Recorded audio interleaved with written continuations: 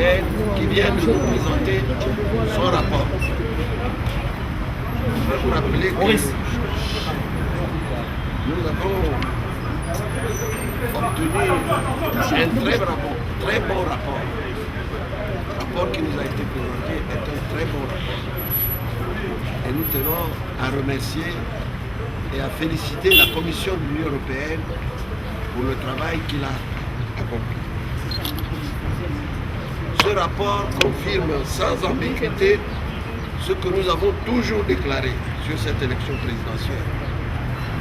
Mieux, il démontre de manière incontestable que c'est moi, Jean Ping, qui suis le vainqueur de l'élection présidentielle. Je vous invite, ceux de la presse, à prendre connaissance de ce rapport détaillé. C'est ce que nous-mêmes nous allons aussi faire.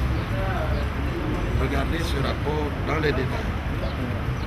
Mais enfin, permettez-moi de vous dire que, en parlant des manipulations des résultats du scrutin, lorsque la mission d'observation dit, et je la cite, début de citation, ces anomalies mettent en question l'intégrité du processus de consolidation des résultats et du résultat final de l'élection.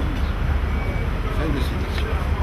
Elle ne fait rien d'autre que confirmer la victoire de la coalition des forces d'alternance pour le changement que je représente à cette élection avec mes collègues qui sont là ici.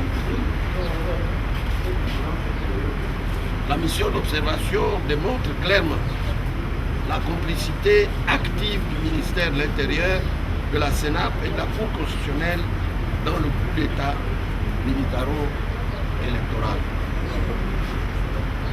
Le pouvoir qui croyait, en faisant appel aux observateurs de l'Union européenne, habiller son passage en force de la caution de la communauté internationale, se retrouve lui-même pris au piège.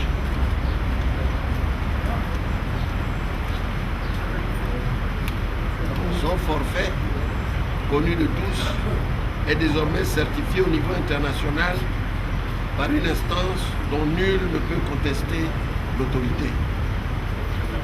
Nous attendons de la communauté internationale et notamment de l'Union européenne, l'Union africaine, les Nations unies, qu'elle tire toutes les conséquences de ce rapport.